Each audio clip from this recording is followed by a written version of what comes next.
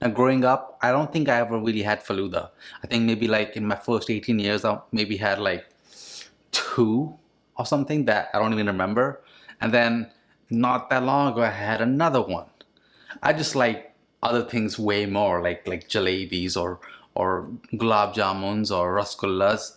I just never got myself involved with like something crazy like Falooda. And it was crazy for me because it's just more than one simple element. It's just like all these little things.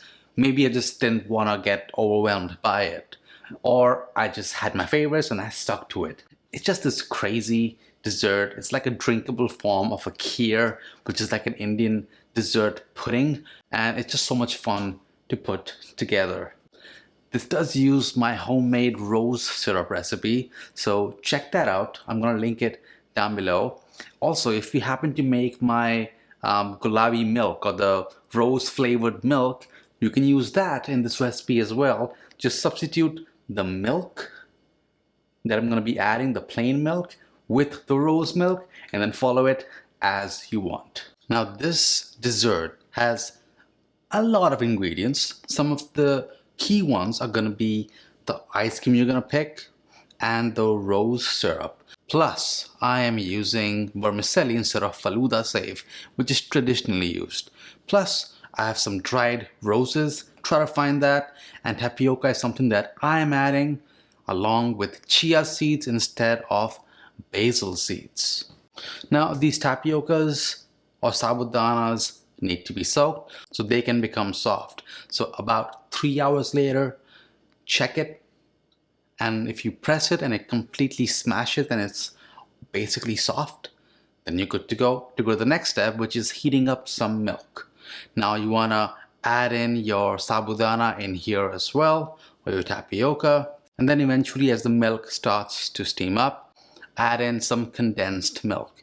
This will help sweeten the milk, and it will actually help for it to get thicker, so you won't have to wait really long for the milk to actually reduce by half, so you can make actual homemade condensed or evaporated milk.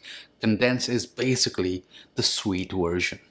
Now give that a quick stir and just kind of simmer it lightly with some of your green cardamom pods. Now I've smashed that lightly in my hands. That's gonna help scent the milk throughout.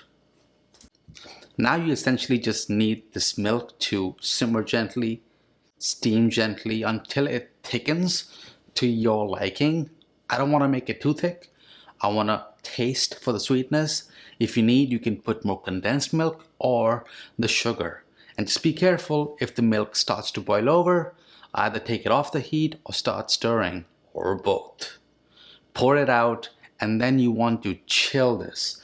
You don't want to make the Falooda with hot milk, so I'd rather you do this an hour to 2 hours before making the actual dessert. For the chia seeds, you want to get them jelly-like. You want them to absorb water. Let that soak in water for about 20 to 30 minutes. And while that happens, we can boil our vermicelli. Now these vermicelli are already kind of crushed up, so they're not like long strands of it. If you can't find that, you can get the long kind and then break it up yourself. Or if you can find Falooda save, which is very similar in appearance to the vermicelli, get that instead. This recipe is just way more approachable for people who cannot find these super niche ingredients, especially living in North America. That vermicelli has become soft, just like 5 minutes or so. Now we are at the fun part. Let's start assembling this. So my homemade rose syrup. By the way, there's no color in this rose syrup. It's all natural. Add some of that. At the bottom, I'm gonna go with about 3 tablespoons of it. Mine is homemade.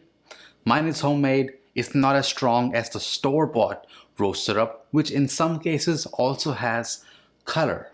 And now look at how jelly-like that chia seeds have become. Add that right at the bottom, and then add your vermicelli. I want it all to be in a nice even layer at the bottom, and now we can pour in that chilled tapioca and milk mixture. You can then top it off with a tiny bit of rose water and then just give it all a quick stir. Now, in most cases, I'm against using food coloring, but I wanted you to see the difference adding food color really makes to the actual appearance of the drink. So the one on the left is how gonna have food coloring. I put like 4 or 5 drops of it. The right, all natural. And just look at that turning bright pink. And yeah, it looks beautiful. It looks way better than the right side. Honestly, I wouldn't blame you at all if you thought that the one on the left side is fresher, tastier, sweeter, more rose-like, because, well, the brain's gonna do what it's gonna do. And for the ice cream, I got this gelato from a local shop down the road. Gelato basically is just Italian for ice cream, if you didn't know that.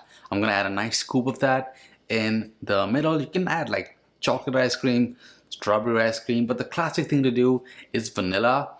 Then you can top it off with your crushed pistachios, a tiny pinch of your edible dried rose petals, and then finally some saffron.